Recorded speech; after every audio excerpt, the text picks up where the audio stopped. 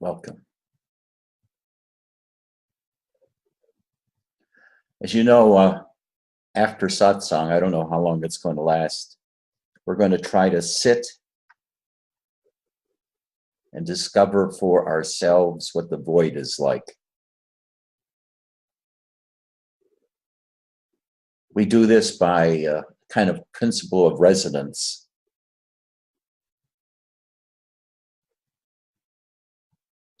You feel into my sense of presence, what you get from looking at me on the screen.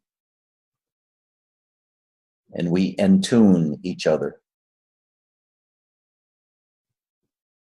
And when we start, I'll go into the void fully. And you try to follow. In that void, there is complete emptiness, utter space.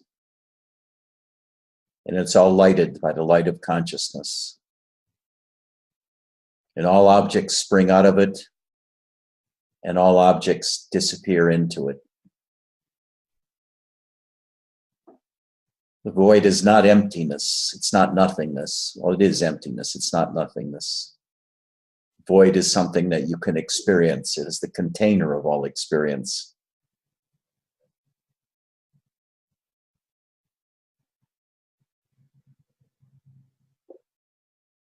But when you come into the void and you stay there,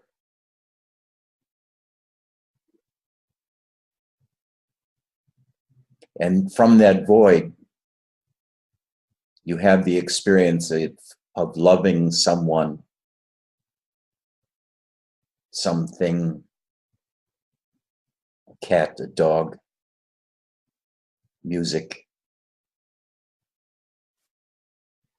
a tree, anything that can make you ecstatic by looking at it or touching it or him or her.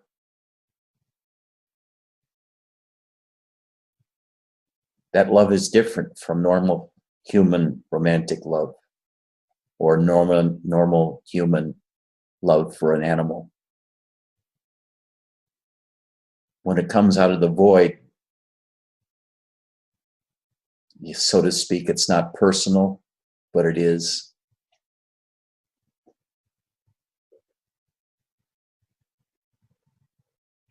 It can become so ecstatic, so powerful, so electrifying, that you know it's not yours. You've never had access to that much power.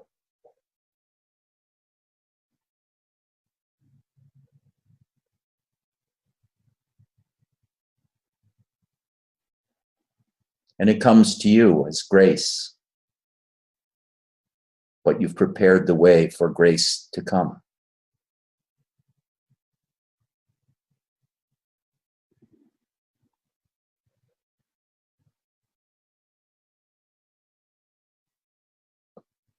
And in this part, when we do this later, it's really important to remain as still as possible, to be sitting upright. That way the attention can be maximally distributed throughout your upper body.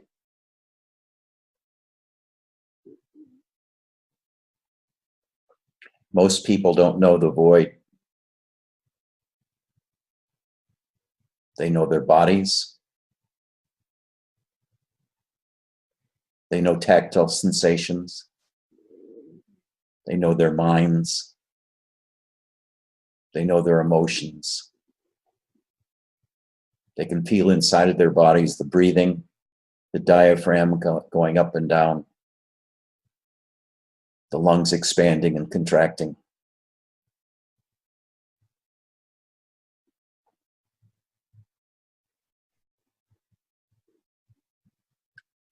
But the void requires stillness of the body and of the mind.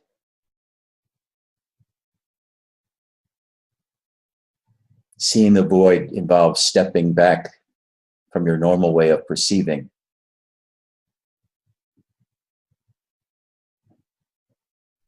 And instead, see the inner space within you. That's the same as the outer space all around you. in the stillness of your body. It's really important to feeling the void. After you first know the void, then movement is no problem. You can sway with chanting. You can look about, and the void is always there. Once you discover it, it's always there. So, let me tell you a little story. I was with Robert for, I think, 6 years before he left for Sedona in 1995. And when he left, it was heartbreaking because I couldn't go to Sedona with him. I had tried, but each time I tried to go with him when he was up there, I got deathly ill twice and then a third time. So I gave up and I didn't go.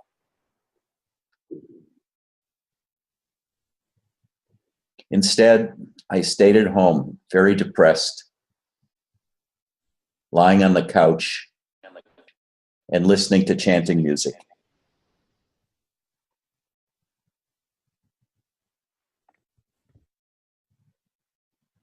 Day after day, I listened to chanting music. Muktananda, some of the others. All day long, even when I went out walking, I'd walk with one of those Sony Walkmans, and I'd listen to chanting.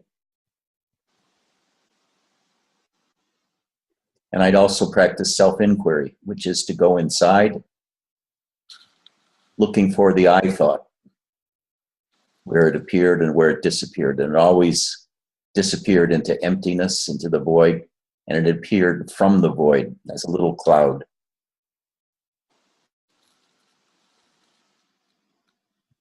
And then one day I felt exceptionally great. I felt so happy, so light. And I took a shower. And when I was in the shower, I started practicing self-inquiry like I had a million times before. I looked inside and asked myself, who's feeling this water hitting my body, this body, on its shoulders and the head? And I looked deep into that void inside. Somebody has their microphone on. I think it's Tazo. I looked inside into that void, and I saw that there was nobody there. There was just emptiness.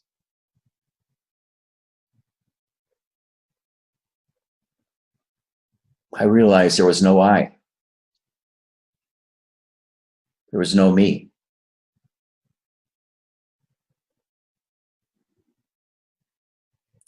And with that, I realized I wasn't real. I had thought I was real, but I wasn't real. Because the I thought had no object associated with it. And if there's no I, there's no thou. That which is seen, heard, it too is unreal.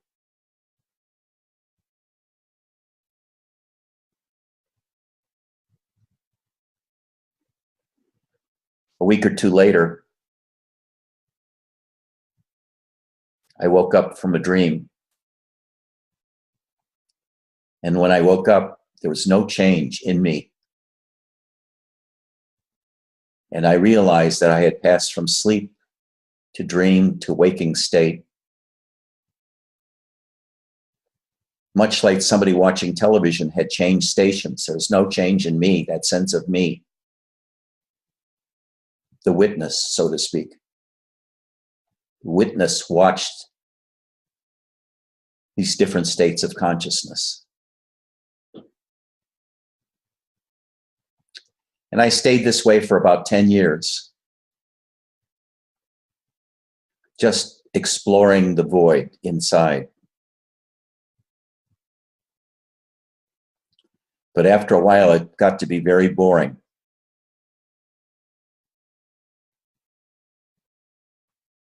So I thought I must not have reached any final state because I'm bored. This state was lifeless. There was no emotions in it. There was no feeling in it. There was no desperation in it. There was no joy. There's nothing. Just the void. So I said to myself, let's try something different. Instead of looking into the void, let me feel into the void. Let me feel into my body, my inner sense of body, which was, because of all the meditation I had practiced, everything inside of me was visible as emptiness, a lighted emptiness.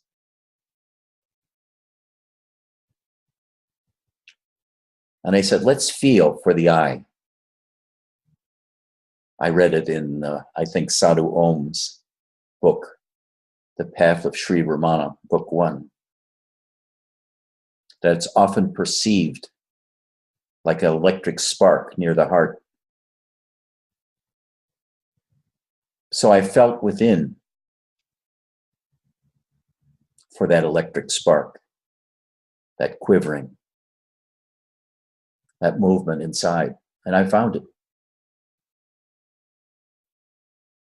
And I just focused all of my meditation on that sense of I am, not the I thought, not looking for the I thought or where it arises or where it disappears. But the feeling of I-ness, of I am. Because I recognized I had no I, no sense of I, no sense of self.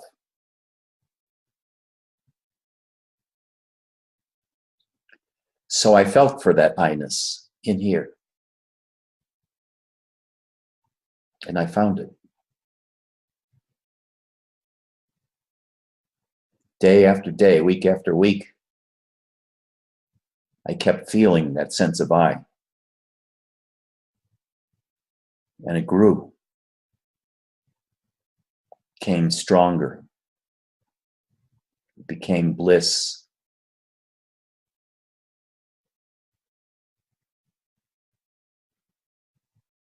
And that bliss began to fill the void.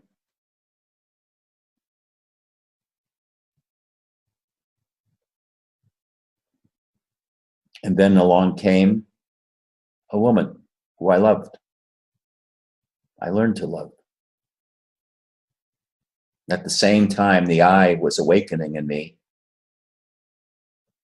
A woman came to me who loved me. And we resonated with each other, which means we communed with each other. In silence, I resonated with her sense of silence and she with mine.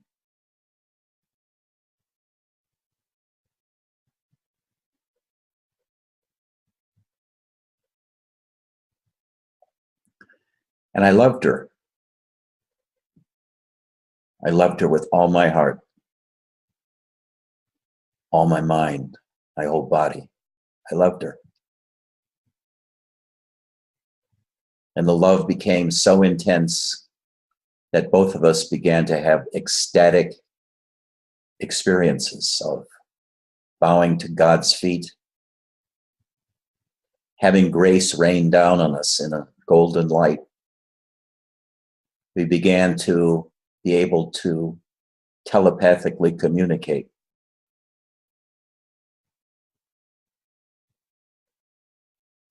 And the love became stronger and stronger. My love for her and hers for me. Fortunately, we were 2,000 miles apart, so it was never consummated sexually. but the love was there and the lust was there. And combining together created a very dramatically powerful sense of love, which filled my whole body. And at that point, I realized this was my love. She was there as an object external to me, and I was loving her, but the love was in me, created by me. And I became love itself. For days, I was love itself, ecstatic, intense, blissful, ecstatic love. She felt a similar thing, but was orgasmic in addition to feeling love.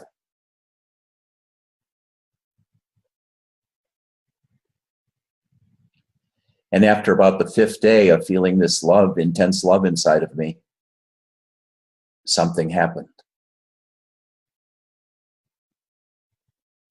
Once again, I was feeling tremendously happy, blissful. One of those days that you wait for because they're so delightful and light.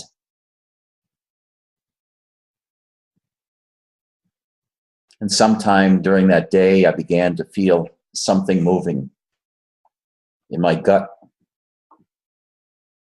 something powerful.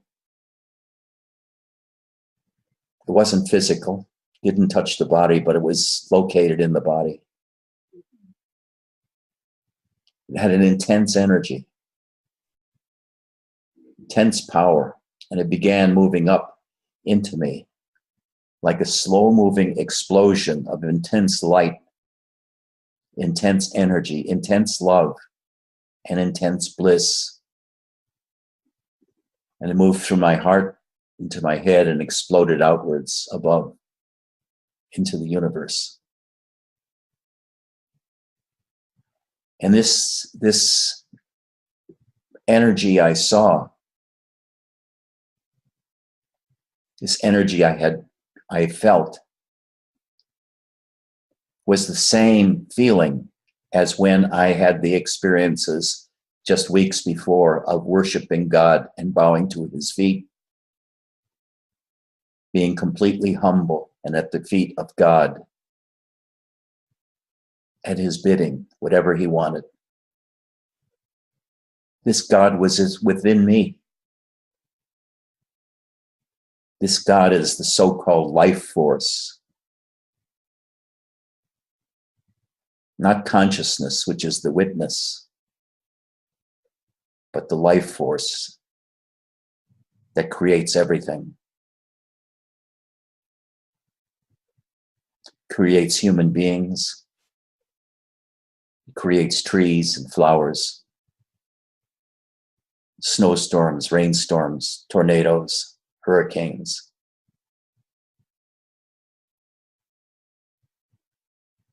The life force was within me, as me. I witnessed the life force within me, as me. And I also witnessed it at the same time as God. It was like God was living through me. And I was the happy lender of my body for whatever he wanted to do. It was blissful. It was ecstatic.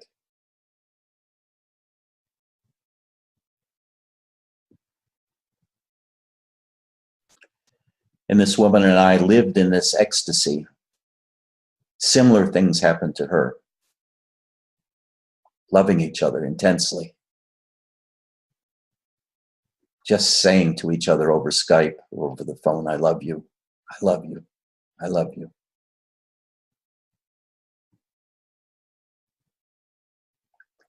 And the ecstasy got finer and finer and finer and ever more exquisite around my heart.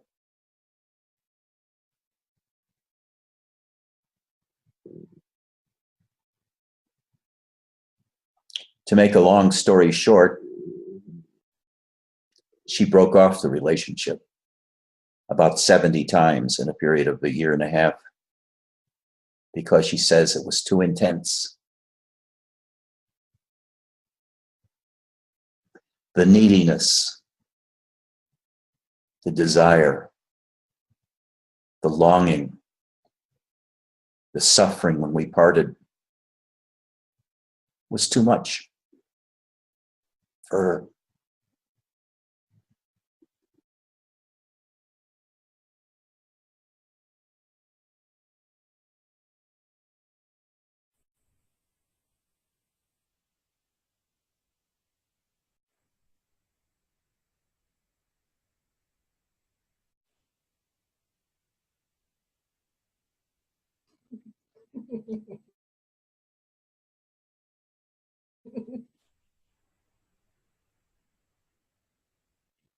That's funny.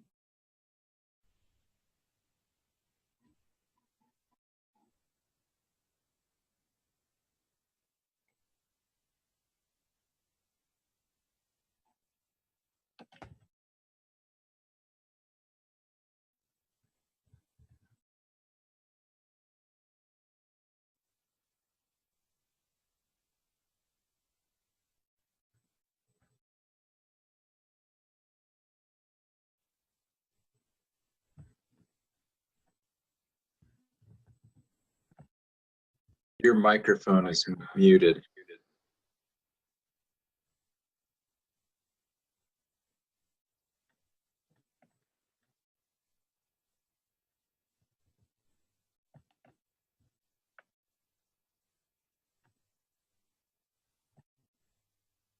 Okay, it should work now.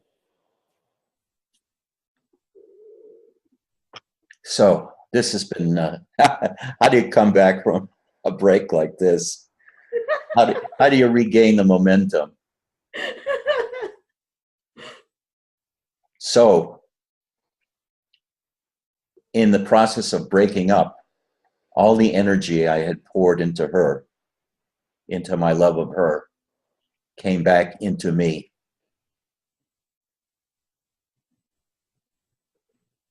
And that sense of God within became permanent. That sense of God was also my real sense of self. Feeling that power, that immense power coursing through me, the life force, which is way beyond anything music could ever imagine or manage, made me recognize that that divine within me was me, as well as something I watched.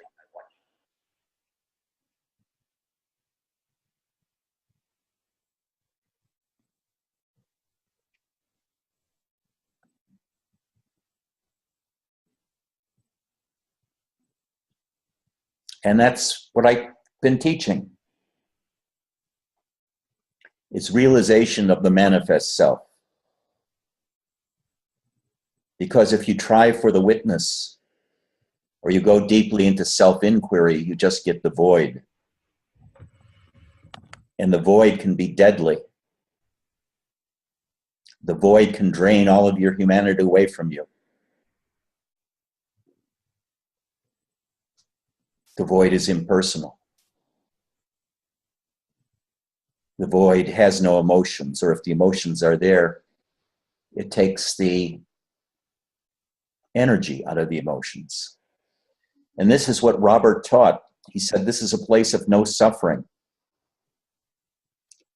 That the sting is taken out of life's events. The suffering is dissolved in the void. But so is the happiness. So is the joy. But what this taught me was that the life force has given us a chance to be human. The life force wants us to suffer and to be happy. Wants to fully experience being an incarnation of God. Patty, your microphone is on.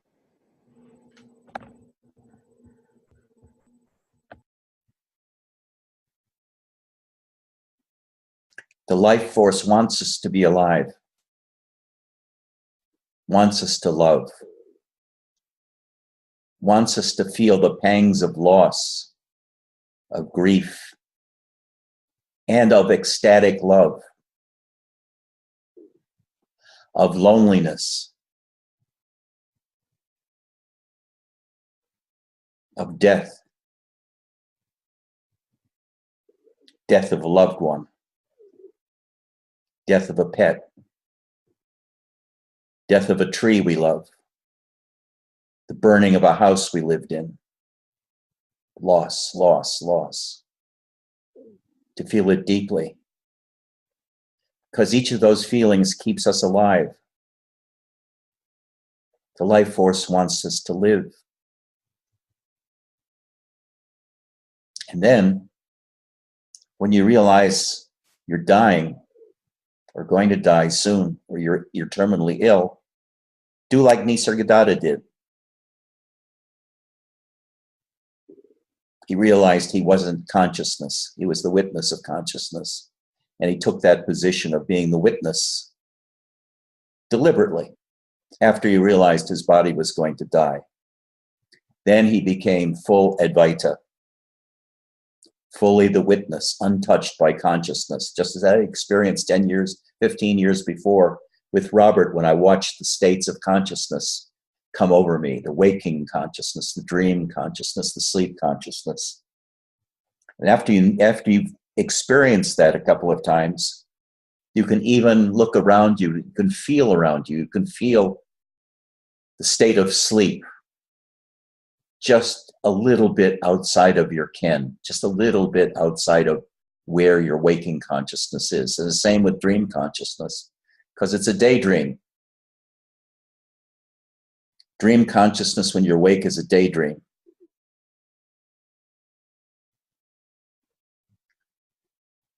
But this realization of the manifest self requires work to maintain.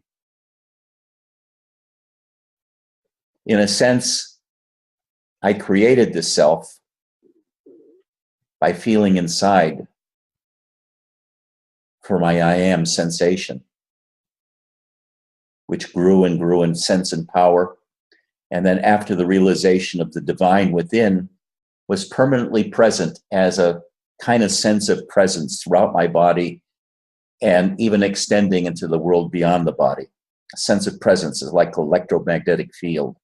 That was one of the consequences of that awakening experience with Janet.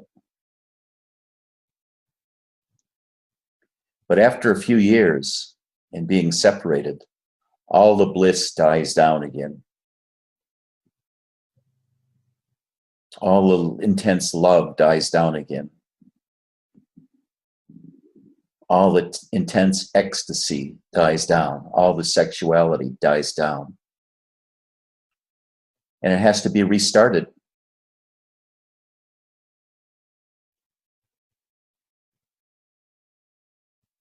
Otherwise, the void takes over. Another name for the void is Turiya.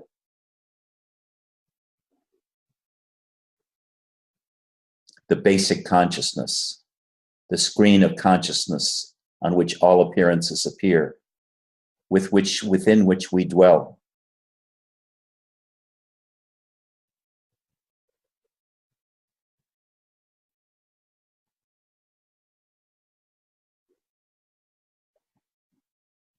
And then comes along somebody else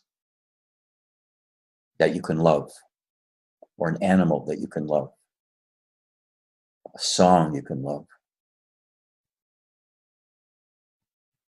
a guru you can love. And once again, you awaken. You're brought out of the void. And so it goes. I think that's why gurus tend to be so promiscuous. They have tasted ecstasy, and they know they can get it back by loving someone and by teaching that someone how to experience ecstasy. I don't mean sexually. Sex is a minor part of it. But from the heart, to totally yearn for somebody, to want to surrender to them, to give your life to them, to give your well-being to them, for them, not for you.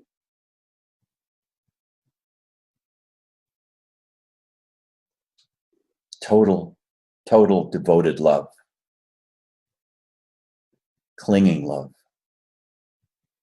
desperate love,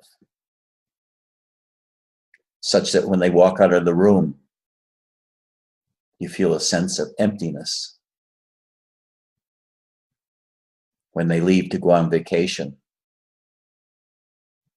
you feel almost a sense of death. That's how strong the love is, how strong the attraction is, how strong your whole beingness grasps them. And inside of you is filled with incredible energy and ecstasy and separation and desire, all of these things going on, and you awaken again completely. The void in you is filled with endless energy that radiates everywhere. So what I intend to do is, first of all, simplify my teachings. I've been talking about everything. I've been talking about the causal body, the turiya, the void, self-inquiry. But I'm going to just focus on realization of the manifest self, which I found through love of a woman. That was my gateway. For Sat, it was love of Ramana. For many people, it's love of Ramana, looking at Ramana's picture and starting to cry and feeling that deep love, devotion, and surrender. But first, in order to feel that deeply, you have to be open. You have to be ready for it. You have to be sort of empty of yourself. You sort of have to know the void. And that's what we're going to do in practice, is to try to know the void. And if you can attune to me, if you can resonate with my experience of the void, I will try to introduce the kind of love that I felt too into that void for you to feel, if you can. But before we do that, are there any questions?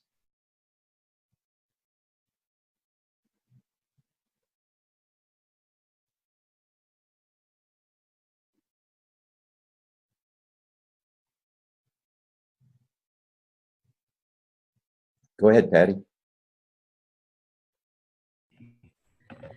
The answer is no. What's the question? I know what you're saying is true, because I know the nothingness way of living, and it's quite bland. And what you speak of, one could call God consciousness. Yes. But then some teachers will say that the witness state is love, because No. it's total acceptance. No. And I'm thinking you don't agree with that. No, it's not. Okay. The witness witnesses love everywhere, but it is not love itself. Okay.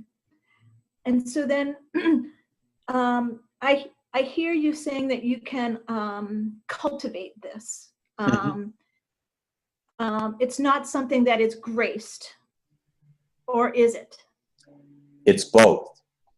Okay. Let's say you can lay the foundations for it by going into yourself and feeling around for that sense of I, and also knowing the void, being aware of the emptiness inside. That seems to help also.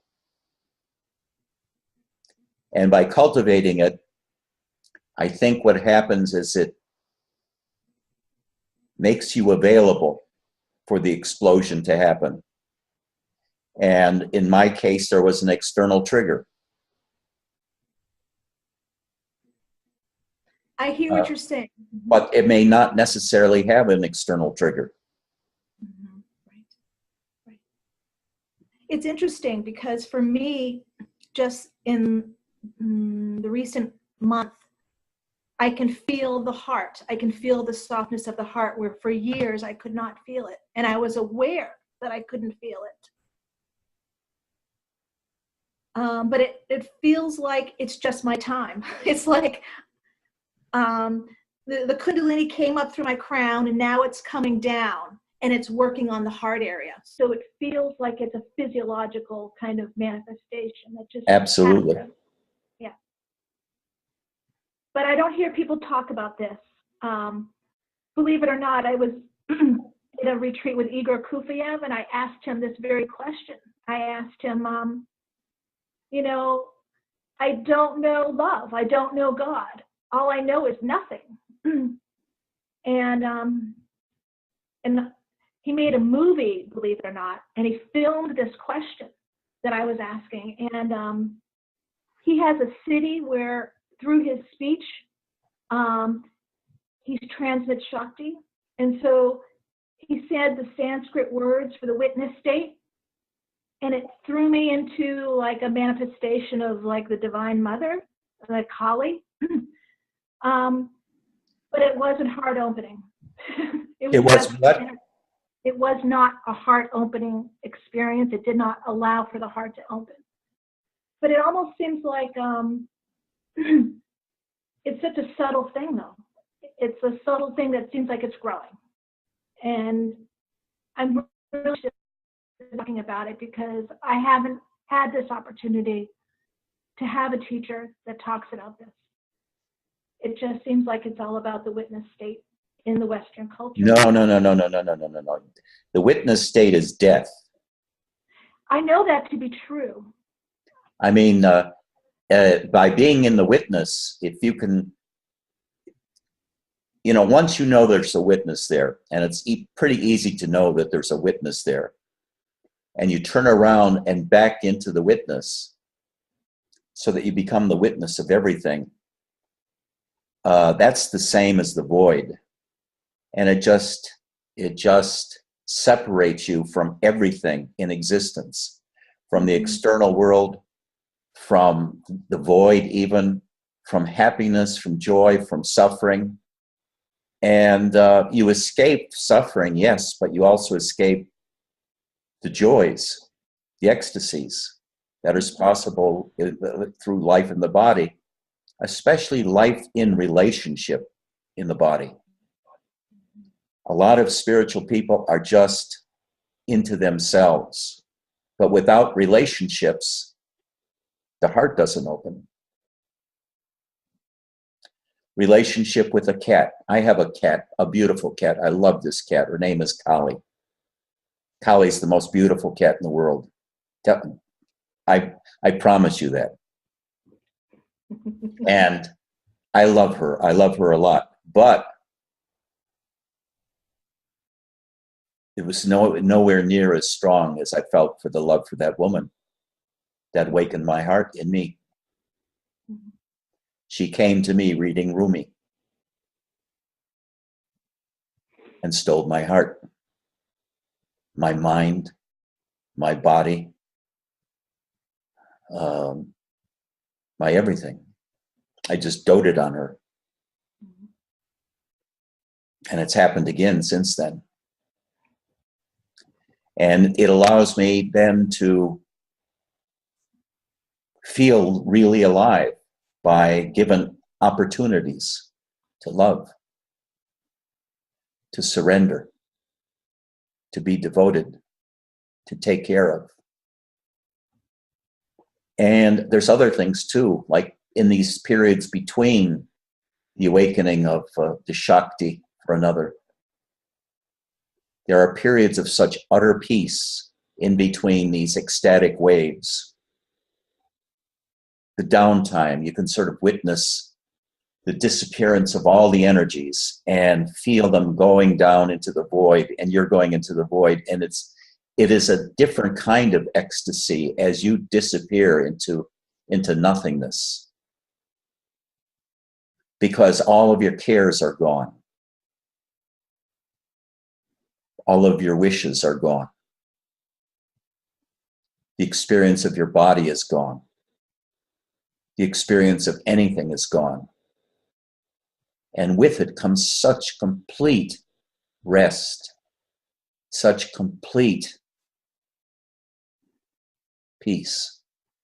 As Robert says, peace beyond any understanding. Mm-hmm. So you go between these two states, utter peace or disappearance in the void, and the ecstasies of love. I think Nisargadatta said it, quoted it in my mind, I am everything. But in, what is the other thing? In love, I am, I forget what it is. Max, what did he say? Max, are you there? You know it. What's the quote? Okay. Well, I think you're going to bring me back to life. This is really cool. Thank you for answering my question. You're welcome. Any other question?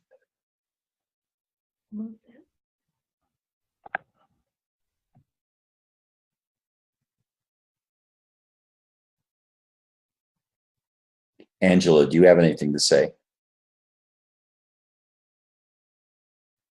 Magdalena, anything to say?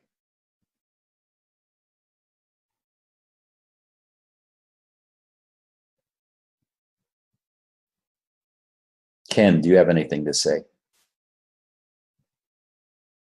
VJ, anything to say? How do you in tune into with you or into you? What's that? Can you read my chart? Am I clear? I can't read them because Okay. Can you I don't hear have me? my reading glasses on. Edgy, can you hear me? Yes. Okay. How do I in tune into you to experience void? When we start, just get as quietly as possible and think of me. That's all you have to do. And you don't have to think of me for more than 1 or 2 seconds. Okay. Great. And just rest inside of yourself, and I'll join you. Okay. Sat, you had a question. I don't have a question. I thought there might be something for me to say. Let's find out. I love this. I absolutely love this. And it so matches my experience, you know.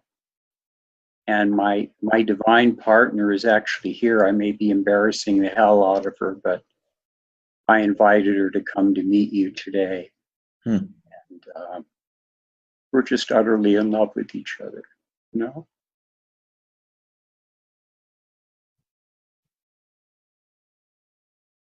Well, is she going to come on camera, or is she going to wig out? She's here. She's here.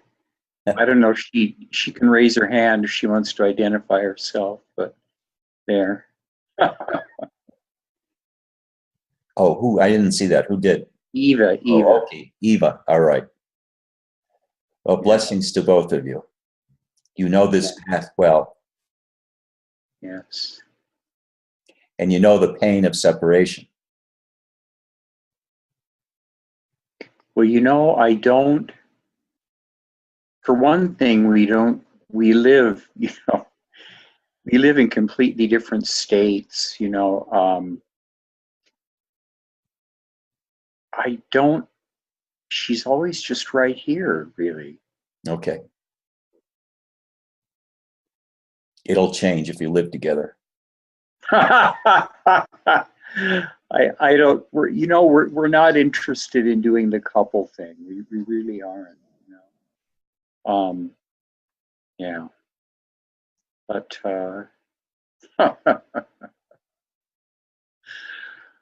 that's not in the cards, really. But If you live together, you wouldn't want to leave each other's presence. no. You become so attached. So much. I'm a little concerned about that already. So. Well, you're a former intellectual, so that's to be expected. Has to be a balance. Yeah. No balance expected. Oh, I see. Okay. No Thank balance in my path. You just throw yourself into things. Yeah. Yeah. We're both like that. Good.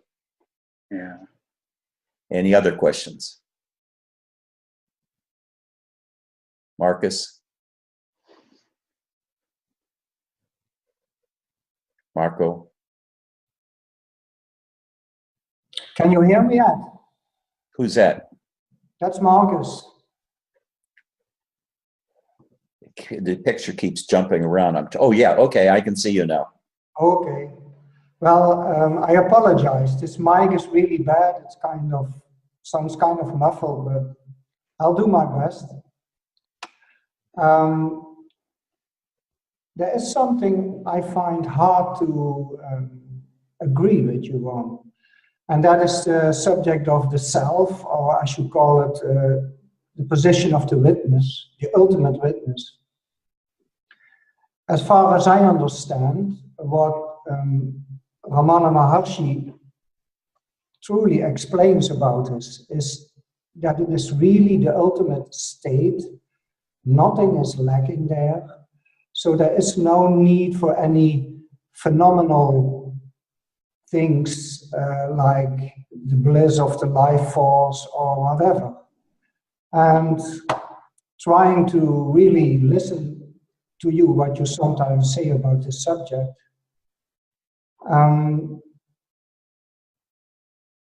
do I understand you that it is your opinion or your experience that true ultimate witness position is not really the self? Is there's something lacking? Or is it your teaching that, yes, it is the self, it is the divine, it is the one or source, but in order to really get established there, or in order to really take that path towards that ultimate position, you have to really incarnate, embody everything, experience every human phenomena, and then maybe you withdraw in, well, what is called the self. So it kind of... Okay, I get you. I get you. Okay.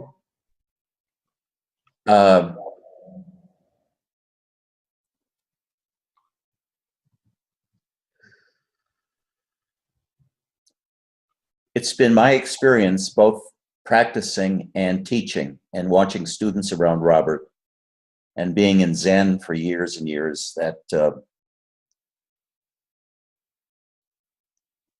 people in Advaita and in Buddhism seem really interested in self-destruction and denying the personal self. They'll do anything to pretend that it don't exist. I don't exist. The world does not exist. The world is not real. I am not real. Buddhism wants to get rid of all desires so as to escape suffering. And Advaita wants to get rid of the personal self to escape suffering. Well, this is not the Western way. The Western way is to live as an individual, to not lose the personal self, but make it stronger. Make it able to tolerate relationships better instead of running from relationships.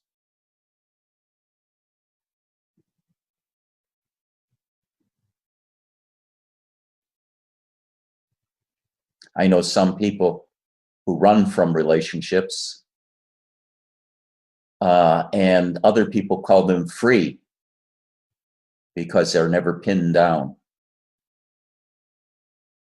But this is not freedom, it's fear. Fear of being devoured or being annihilated by another. They haven't developed a strong enough sense of the personal self to be able to tolerate strong interpersonal relationships. So they run because they get too intense, or they feel engulfed, or they feel swallowed, or they feel like they are swallowing the other person. It's called the schizoid position. You have to be strong to be in relationships. You have to have a strong sense of self, personal self, to be in relationships. Without that strong individual sense of self, the kind of experience I'm talking about is impossible.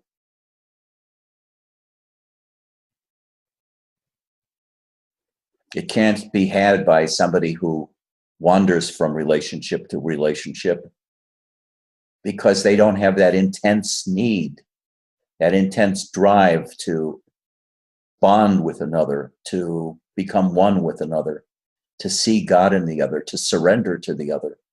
They can't imagine surrendering to the other, except briefly. And then when that gets too intense, to run away.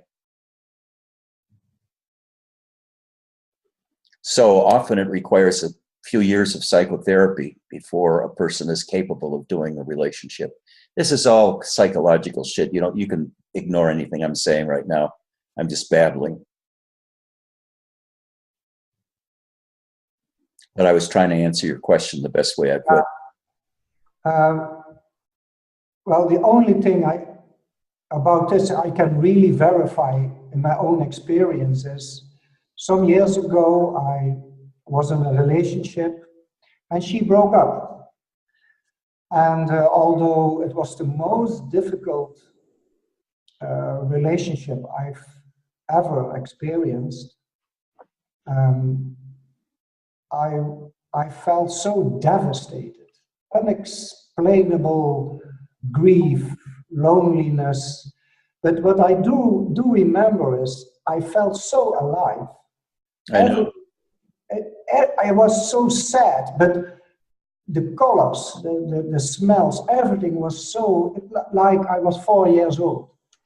And the strange thing was there was no bliss. There was just an intense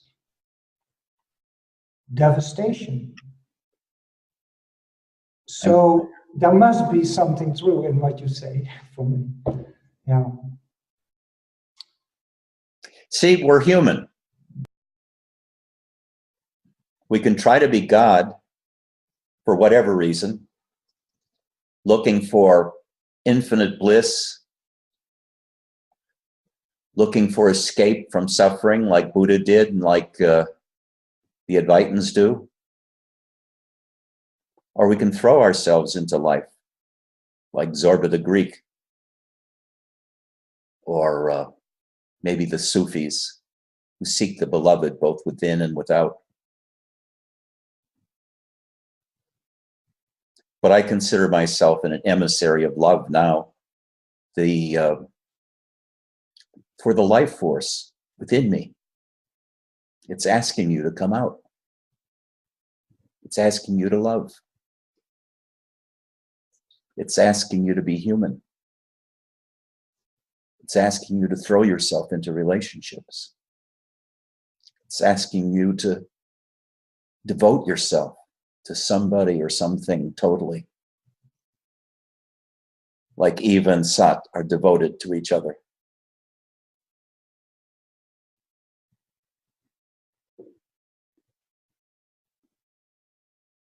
I think we could begin now.